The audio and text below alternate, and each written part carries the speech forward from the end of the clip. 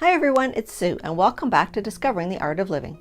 Now, if you're new to my channel, click on the subscribe button below as well as the bell icon to be notified when I upload new content.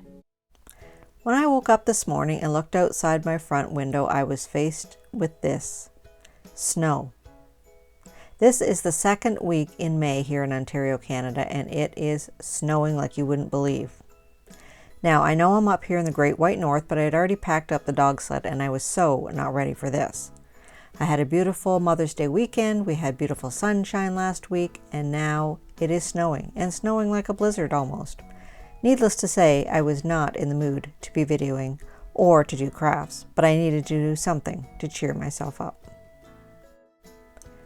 So I was a little lacking in the inspiration department, so I thought I'd go through some of my old craft magazines, the old-fashioned print kind, not looking up things on Pinterest, but the old paper magazines.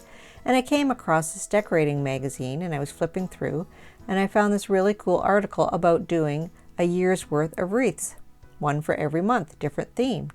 I like themes, so immediately I perked up, and flipping through I found this beautiful little delicate butterfly wreath.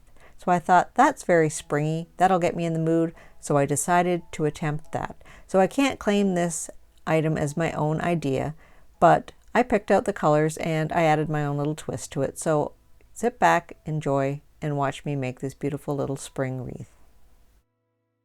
So for this project, I used a 9-inch little wreath from the Dollar Tree and a variety of different scrapbooking papers. And I kind of liked blue, so I went through my stash and picked out 5 different shades of really pretty blue and green shaded paper. Now I also needed some wire, as it said in the directions, but it said to use beading wire, which I did not find was strong enough. So I ended up using floral wire and just some glue, and I ended up using some tape as well. And I didn't use this tacky glue, I ended up using a glue gun instead. But really very minimal materials, and I decided to dust off my Cricut Maker. So first of all, I printed out a bunch of butterflies using my Cricut Maker.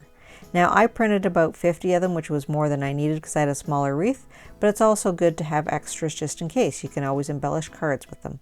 So I went ahead and printed out all the different butterflies using all the different papers that I had.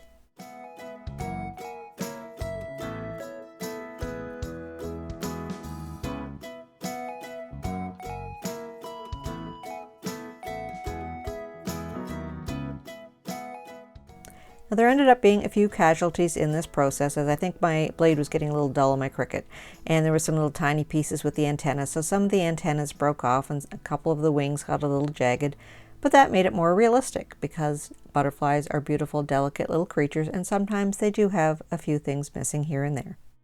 Once all the butterflies were cut out, I picked out the best ones that had all their antennae intact. Took about 10 or so, and I decided to just tape the wire to the back. It was suggested in the instructions to glue it, but I thought that would take too long, and it is just paper.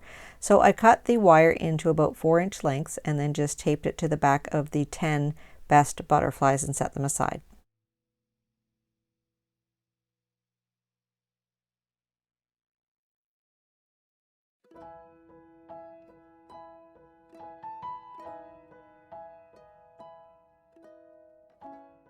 Then I just took the wired butterflies and twisted them around the wreath in various positions.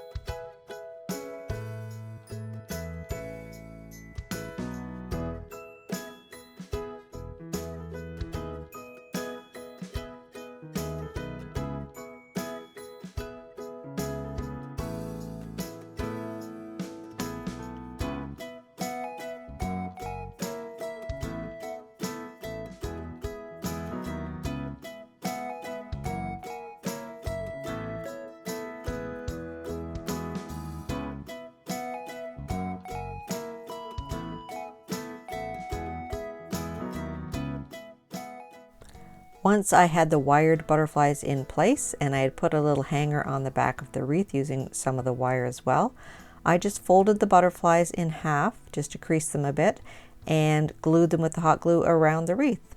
And I think it turned out pretty cute. See you next time on Discovering the Art of Living.